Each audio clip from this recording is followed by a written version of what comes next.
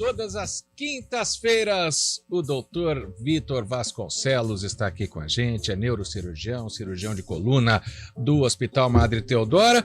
Doutor Vitor, vamos falar de um assunto hoje que incomoda uma boa parte da nossa audiência. Olha que a pesquisa nem começou, mas as perguntas vão chegando pelo 991869070. Dor na coluna, dor lombar, é muito mais frequente do que se imagina ou muito mais comum do que se imagina, doutor Vitor? Exato, Guarizo. A dor no lombar, que constitui, na verdade, uma grande gama de doenças que podem causar, ou mesmo condições que não são doenças, são muito frequentes. Há estudos que comprovam que ao longo da vida, pelo menos 90% da população vai ter dor na coluna, principalmente a lombar, em algum momento da vida. Então, realmente é um assunto muito pertinente para todos aqui que estão ouvindo, vão ver em casa. Vamos aqui falar sobre dicas de como evitá-la. Para começar, não é algo genético, ou é? A pessoa que tem hiperlordose, por exemplo, ela já nasce com a coluna, entre aspas, fora do lugar. Exato. Existem condições genéticas que predispõem, né, que facilita a chance de a gente ter um problema de coluna, dentre elas a que você citou, por exemplo, né, uma curvatura anômala, anormal da coluna, pode trazer problemas, como a lordose, como a escoliose, isso pode trazer problemas. Mas também a grande maioria das condições ou são provocadas ou agravadas por hábitos inadequados.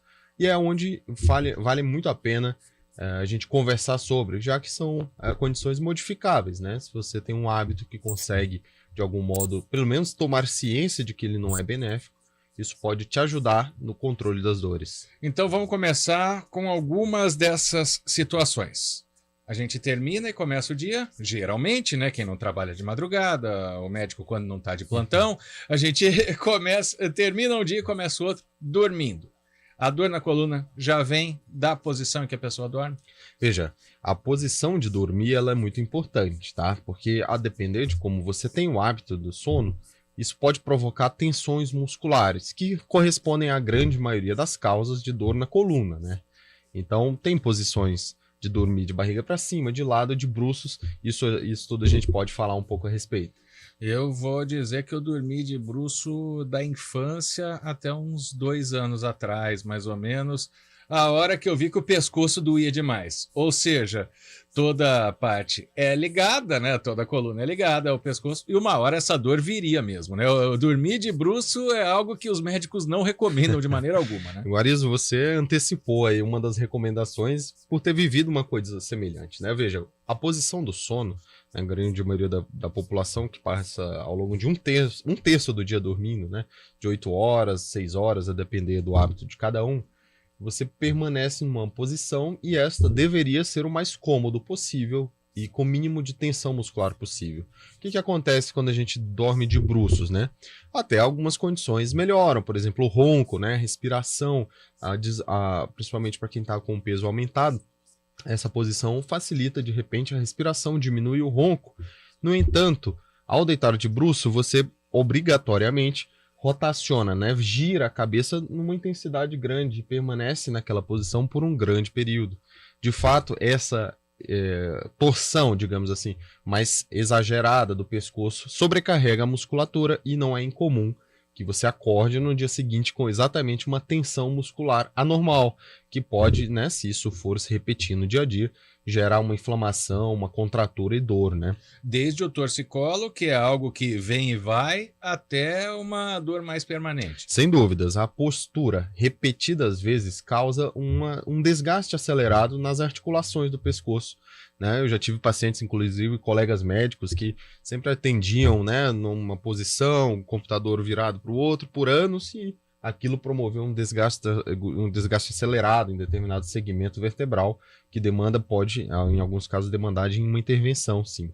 E eu vou falar das posturas, é que o Cristiano está mandando uma pergunta aqui, ele está falando que a coluna dele já travou 2 vezes, aí só lembra de alongar, fazer esporte e tal, passou 3 meses, relaxa de novo, e aí trava de novo. O que causa o travamento da coluna, né? Que a pessoa não consegue se deslocar, por exemplo, para ir trabalhar, para fazer alguma coisa, porque a dor é insuportável. Exato. O travamento na coluna, de modo geral, é quando você interrompe, né, qualquer capacidade de movimento ou capacidade de trabalho em decorrência da dor, né?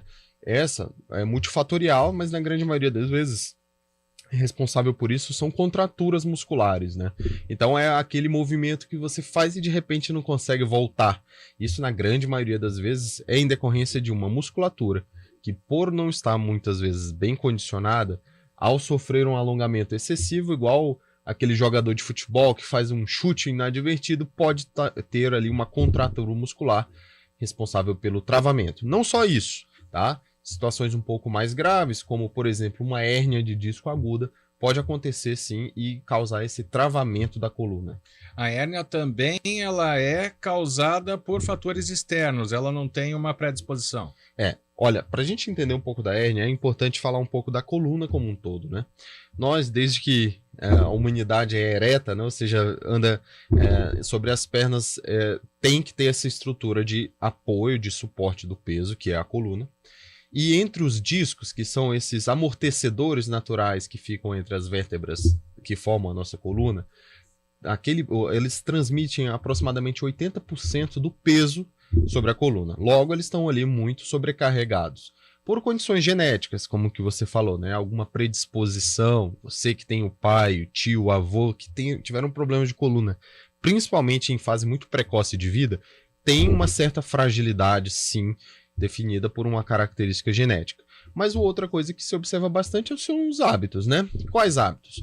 A sobrecarga, de modo geral, seja ela do próprio peso, para aqueles que têm um sobrepeso, obesidade, assim como para as atividades, você que trabalha fazendo uma atividade de maior peso ou faz uma atividade física, joga que envolve muito salto, muita queda, aumenta a sobrecarga sobre os discos. E outras condições, como o tabagismo, facilita esse desgaste dos discos, ocasionando aí uns problemas de coluna, né? Bom, então, vamos agora... Tem mais perguntas aqui, mas vamos às soluções. Posição ideal para dormir? Para quem trabalha sentado, você citou o exemplo dos colegas médicos aí, quais são as posições ideais? Ou no caso, por exemplo, eu apresento o programa aqui 2 horas, eu tenho que ficar 2 horas sentado, porque a gente tem um microfone aqui para falar, ele tem uma mesa de som, ele tem um equipamento. O que fazer para evitar que essa repetição de movimentos e de postura, além da de dormir, obviamente, prejudique a nossa coluna? Exato, ó. Agora vamos lá para o que pode ser feito. Você ouvinte que está aqui querendo ouvir o que dá para mudar, né, de início já. No sentido tocando no assunto de quem dorme, né? O ideal é dormir sem tensão muscular. Portanto, a posição considerada ideal é a posição de lado, com o travesseiro apoiando o lado da cabeça, um travesseiro aproximadamente da altura do ombro, e um travesseiro entre as pernas, de modo que quem observe o paciente que está deitado vai observar um alinhamento entre a cabeça, o tronco e as pernas. E o braço? Deita em cima? Porque aí o braço dorme, né? Exato. O ideal é fletir um pouco, dobrar um pouco o braço, porque ele não fica exatamente abaixo do tronco, e isso evite, claro, a compressão de algum nervo, que é o que gera aquele formigamento, aquele adormecimento, tá? A posição de bruços, como a gente falou, é uma posição não muito recomendável, em decorrência dessa tensão extra que se tem que promover em relação ao pescoço para acomodar aquela posição. E para aqueles pacientes que têm o hábito de deitar de barriga para cima, o ideal é que, pelo menos nesta posição, você utilize um travesseiro baixo, para que, ao ser visto de lado, você observe um certo alinhamento, né? Se o travesseiro for um travesseiro mais alto, provavelmente ele vai ficar com a cabeça, o pescoço um pouco dobrado, levando a tensões musculares por longo período, causando dores, né? E, por fim, para responder sua pergunta, para o paciente que, eventualmente, para a pessoa que precisa ficar sentada por longos períodos, né? Então a gente tem que entender que, principalmente em relação à posição de sentar, o ideal é manter uma posição o mais cômoda possível, sem tensão muscular. Então a cadeira tem que estar numa altura de modo que a sua perna não fique nem muito dobrada, nem esticada, sem tocar os pés no chão. Essa é a primeira questão, a altura da cadeira. O encosto, da mesmo modo. O encosto reto, né, de modo que a sua coluna fique 90 graus, é incômodo, assim como o encosto muito baixo pode provocar uma tensão exagerada na musculatura lombar. Então, o ideal é um encosto que te deixe numa posição inclinada, intermediária entre a posição reta e a posição inclinada total, e você tem um apoio lombar suficiente. Nesse tocante também, qualquer posição, seja lombar, seja de pé, sentado ou deitado, ao se permanecer por longos períodos, você pode ter fadiga, como qualquer outro exercício, né? Sim. Então, o ideal é fazer interrupções nesse prazo e, fora do período em que você está trabalhando, manter uma atividade física que condicione a tua musculatura para aguentar essa sobrecarga dia a dia sem inflamar. Essa é a chave da questão, né? Bom, Dr. Vitor Vasconcelos, a gente poderia ficar conversando a tarde inteira aqui. Tem muita mensagem chegando. Eu quero agradecer muito pela participação. Dr. Vitor, obrigado pela presença. Obrigado. Boa. Semana que vem a gente continua conversando. Um abraço. Um abraço.